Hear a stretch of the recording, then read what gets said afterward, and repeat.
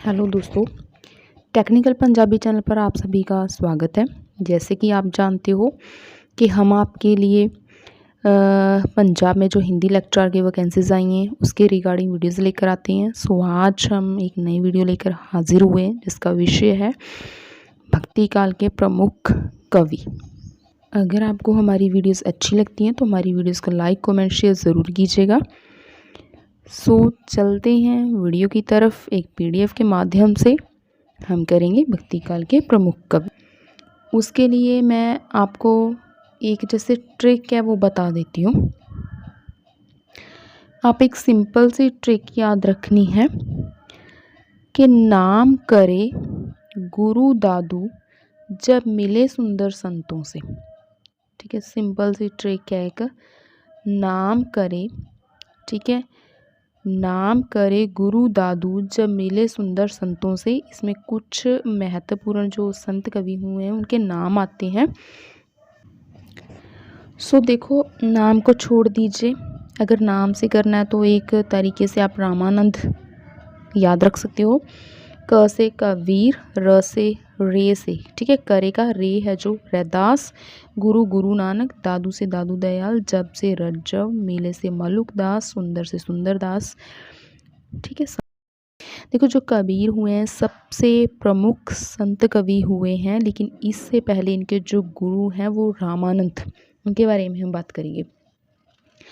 रामानंद का जो जन्म हुआ था वो 1368 में हुआ था। कबीर का जन्म 1398 में, और इनके जो गुरु हैं उनका मतलब हम 200 साल पहले कह सकते हैं कुछ, ठीक है, 1368 में, और उनकी मृत्यु हुई थी 1468 में।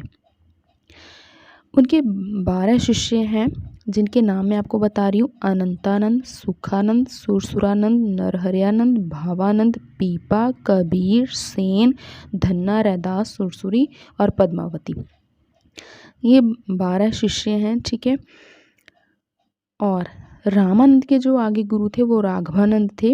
रामानंद ने रामावत संप्रदाय का प्रवर्तन किया, ठीक है।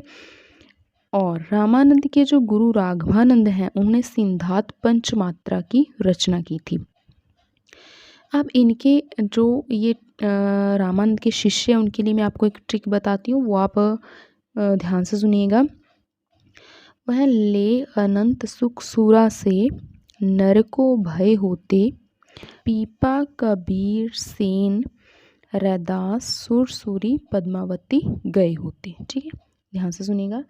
ले अनंत सुख सुरा से, ले धन अनंत सुख सुरा से, नर को भय होते, तो पीपा, कबीर, सेन, रैदास, सुरसुरी, पद्मावती गए होते। तो ये ट्रिक है उनके शिष्यों के नाम याद रखने के लिए। अब आते हैं कबीर के ऊपर। कबीर का जो जन्म है वो 1398 में हुआ है। उनकी जो मृत्यु 1518 ईस्वी में हुआ है। ये सब ईस्वी में है। और इनके जो ग्रंथ है, एक महत्वपूर्ण ग्रंथ है जिसका संकलन है, जिसका संपादन है वो धर्मदास इनके शिष्य ने किया था। वो उस ग्रंथ का नाम है बीजक। और इनका जो एक ग्रंथावली है कबीर ग्रंथावली, जिसका संपादन श्याम सुंदर दास ने किया था। बाकी इनकी जो रचना है वो साखी, शब्द, रामायणी, ठीक है। और समाज सुधारक रहे हैं कबीर जी, प्रमुख संत कवि रहे हैं, निर्गुण के उपासक रहे हैं, निर्गुण ईश्वर की ये पूजा करते थे। और इनकी जो भाषा है संदूकड़ी है। इसकी भाषा को संदूकड़ी भाषा आचार्य रामचंद्र शुक्ल जी ने कहा है।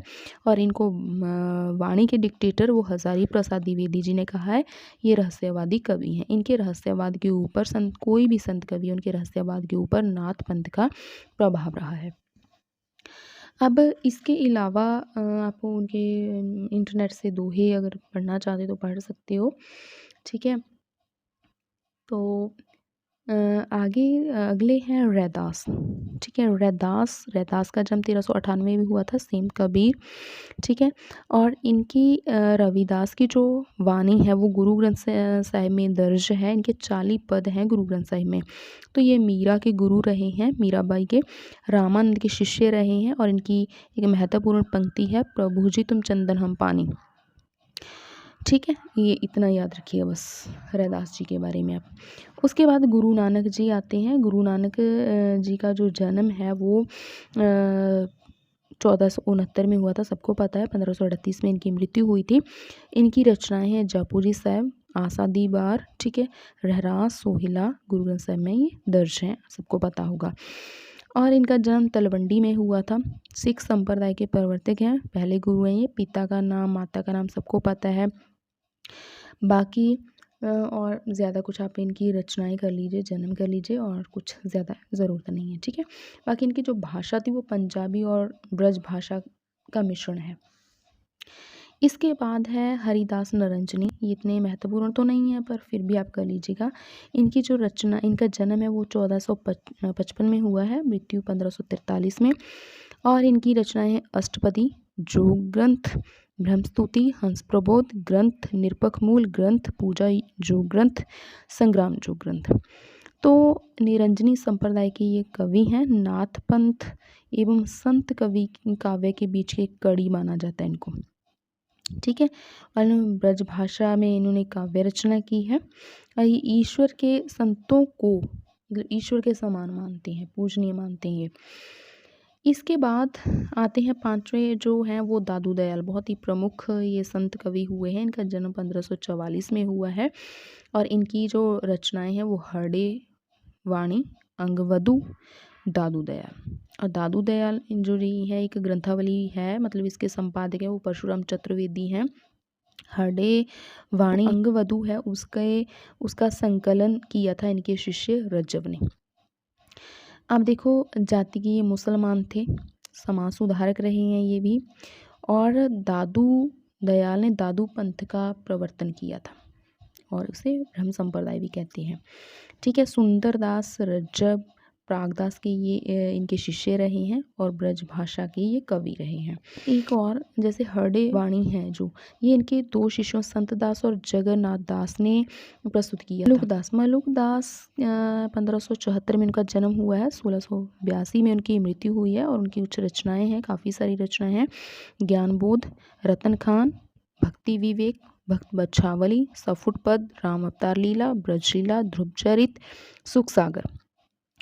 तो इनकी एक जो पंक्ति है बहुत ही महत्वपूर्ण है, अजगर करे न चाकरी, ठीक है, वो पंक्ति के रचयिता हैं ये। पंछी करे न काम, दास मलुका कह गए सबके दाता राम, ये पंक्ति है इनकी, बहुत ही महत्वपूर्ण है। बाकी पुरुषोत्तम के शिष्य रहे हैं ये।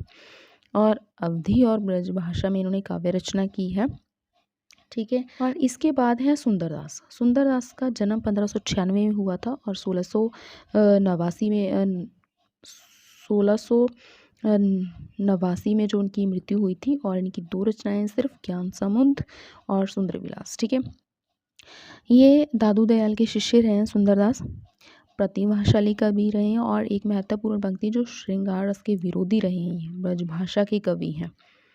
और केशव की जो रसिक प्रिया है और नंददास की जो रस मंजरी है उसकी निंदा भी की है इन्होंने, ये भी आप याद रखिएगा। केशव की रसिक प्रिया और नंददास की रस मंजरी की इन्होंने निंदा की है।